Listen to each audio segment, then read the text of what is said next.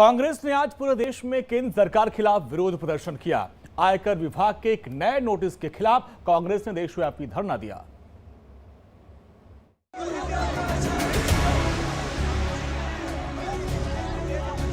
कांग्रेस ने आज पूरे देश में जमकर विरोध प्रदर्शन किया। अलग अलग राज्यों में कांग्रेस कार्यकर्ताओं ने जमकर नारेबाजी की। आयकर विभाग के नोटिस के खिलाफ कांग्रेस पार्टी के राज्य और जिला मुख्यालयों पर प्रदर्शन किया गया। इस विरोध प्रदर्शन में जिला कांग्रेस समितियां भी शामिल हैं। आप सभी जानते हैं कि पॉलिटिकल पार्टीज जो होती है वो इनकम टैक्स एग्जम्प्ट होती है और कांग्रेस पार्टी ने 14 लाख कैश डिपॉजिट कराया था। उनके एमपी से जो कंट्रीब्यूशन आया था उसमें 115 करोड़ रुपए का पेनल्टी लगा दी गई और कांग्रेस के खातों से वो 115 करोड़ रुपए विड्रॉ कर लिए गए। दरअसल इनकम टैक्स विभाग ने कांग्रेस पार्टी को 1800 करोड़ रुपए के रिकवरी नोटिस भेजा है, जिसके बाद कांग्रेस ने इसको लेकर विरोध शुरू कर दिया। बताया जा रहा है कि अप्रैल 2019 के इनकम टैक्स सर्च से पता चला कि कांग्रेस ने मेघा इंजीनियरिंग और बी कमलनाथ के जरिए कैश लिया था।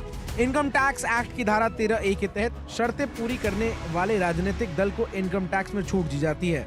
इन शर्तों में 2000 रुपए से ज्यादा नकद रिसीव न करना भी शामिल है, लेकिन कांग्रेस पार्टी ने शर्त पूरी नहीं की। इसी वजह से पार्टी को टैक्स में छूट नहीं दी गई।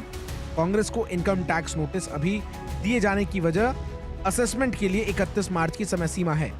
इस तारीख तक ये काम पूरा किया जाना था। Bureau report, India daily live.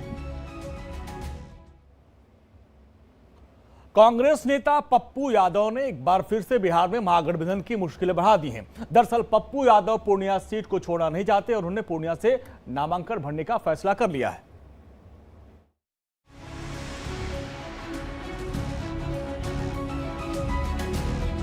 Bihar में भले ही महागठबंधन की पार्टियों में सीट तय हो गई है, लेकिन पूर्णिया को लेकर चल रहा बवाल थमने का नाम नहीं ले रहा है। हाल ही में कांग्रेस में अपनी पार्टी को विलय कर शामिल हुए पप्पू यादव ने साफ साफ कह दिया कि वो पूर्णिया से 2 अप्रैल को नामांकन करने जा रहे हैं।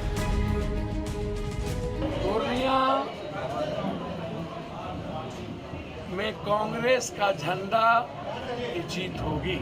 मेरे जीवन के मरने जीने का एक ही संकल्प है, 5 साल के अंदर बिहार में 40 के 40 सीट कांग्रेस के नेतृत्व में खड़ा।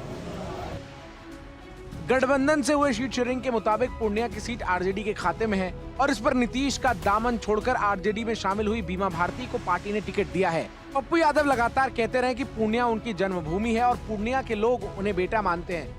उनका दावा है कि पूर्णिया के लिए उन्होंने बहुत काम किया और लगातार अपने लोगों के बीच में रहते हैं। इसी बीच आरजेडी नेता तेजस्वी यादव ने कहा कि गठबंधन कांग्रेस पार्टी से हुई है, सब कुछ पहले तय था।